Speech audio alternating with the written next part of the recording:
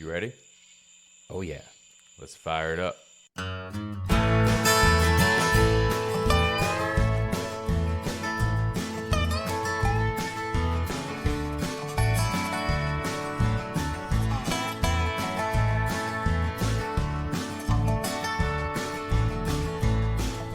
This is the Hometown Holler. I'm Daniel Ayers. And I'm Quinn Ray.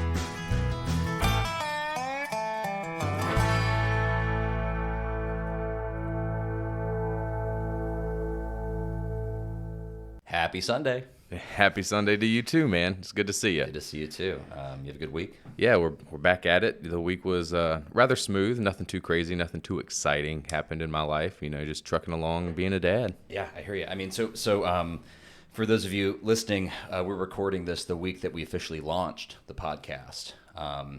That was the highlight of my week, and I suspect probably yours too. Yeah, it was super awesome. I mean, we've been working on this thing for months, and to release it and have people respond in the way that we hoped they would. Mm-hmm. I mean, we got a lot of traction, a lot of engagement. And I don't know about you, but I've had a lot of those like texts coming in from friends and family, and honestly, people that I don't even know that well. That's the best, and right? I'm like, Those strangers. You have my phone number? You know? How did you find me? Right, and you get a text and, oh, I enjoyed the episode, or I'm so glad you guys are doing this and all that. But one thing that I've heard a lot about is like the why are you guys doing this thing? Have you gotten any of that? Yeah, it's definitely been, this is awesome. We need something like this. But what made you want to do this? Right. Like, why podcast? Because we're masochists and we just want to put ourselves through exactly. torture. I don't know about you, but I needed one more thing to do in my life. Yeah. Like, I wasn't busy Let's enough. crowd my schedule a little bit more. Exactly. So, I mean, I think we both thinking about, okay, well, there's a lot we want to talk about, but we also, you know, I've gotten enough of the why are you doing this? You've gotten enough of the why are you doing this? That we should just answer that question. I think it's fair. Why are we doing this? Who are you guys? Exactly. Who are you? Why are you here? A question I ask myself every day. Every morning, brushing the teeth. Exactly. Stare at the ceiling. So this podcast came about. I mean, you and I haven't been friends that long. Not too long. We met in the spring of 2022.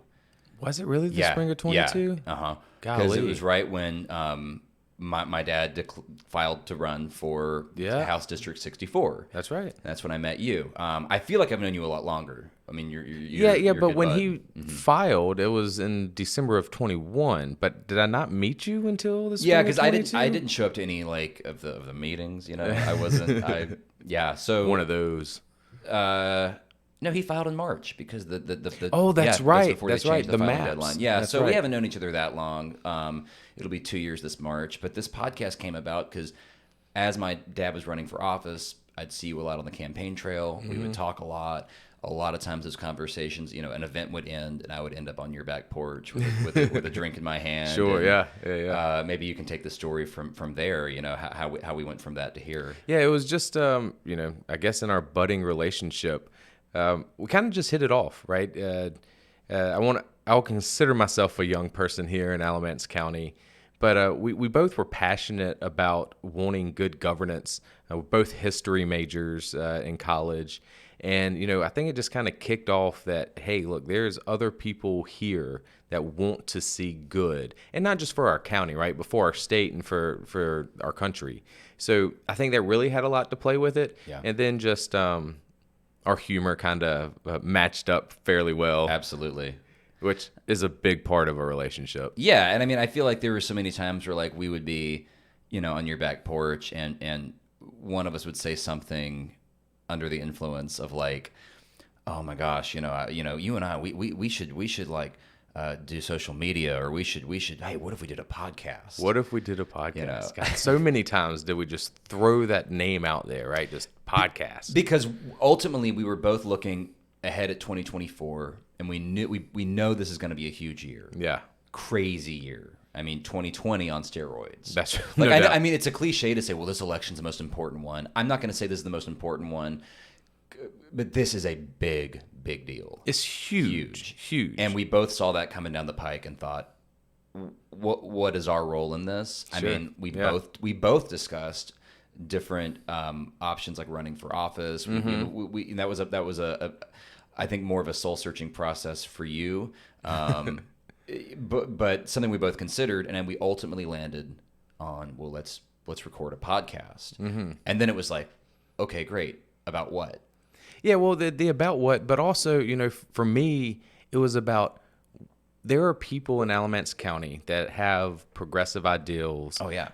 That have liberal tendencies, but they have they feel alone. I definitely felt alone, so that's one reason why, it's great to meet you.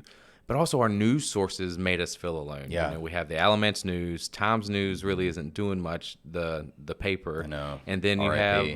have Maverick Radio, which is really not all of those sources. There's so many unsung heroes that they're not speaking to or speaking about. Absolutely. And there's just not even the pretense of neutrality or objectivity. And yeah, I mean, I know you experienced this, but like I met folks just the other week who had moved here from like really far away from like Colorado. And they like, we started talking about like breweries. We were on a hike. I was hiking. They were hiking. We just bumped into each other and started talking, as you do. And we were talking about breweries and where to go for a drink and all that. And then like local politics came up. And once it kind of came out that I'm not MAGA, they were like, you do exist, right? Like you're out there, right? And it's like that to me is a big reason why we're doing this. 100%. And we went back and forth on the name for the podcast. Like how, the Hometown Holler was not our first, second, third, fourth. Like that took some brainstorming. And I remember months. I mean, I went to so Ken Smith and David Carter. Yeah. Oh my gosh, great dudes. Yeah. So I went and met with them, and I was just pitching them. I read them like a list of like 20 or 30 ideas, and I read it at the end. David was like, I think you need to go back to the drawing board. I mean, none of these are grabbing me, and they were right. And I don't know how we got the Hometown Holler, but to me it fits because we are hollering. We're going to attempt to holler. Yes, maybe right. I shouldn't say we're going to squeal. We're going to do something. Yeah. And this is home for us, and it's not. Yeah. It's not. I mean, we both grew up here. And so I think that is a big part of this for us is we feel emotionally invested in the community that we're discussing. Yeah, I mean, I grew up in East Burlington till I was 14, and then I moved out to Mebane, went to Eastern Alamance, so I was a product of public schools. Right. And I was always around my parents and my grandparents. My grandparents always worked the polls. My parents were always taking me to go vote. And they always were just instilling me this sense of appreciation, empathy, compassion, trying to help your neighbor. And so then once I got older, I studied politics and history in college. And then I was just able to grasp it more. We definitely understand as a 9-year-old, you're not watching the news. It's just not a thing. It's like, change it. I'm eating my peanut butter and jelly sandwich. I need Teenage Mutant Ninja Turtles on. Yeah. So then when I got older and I really started, paying bills, being contributing more to the society, economically. Right. You had a stake in it, right? Yes, I had more of a stake in it. I really started seeing the inequities, which led me to run for office. So I am a local elected official in the town of Elon.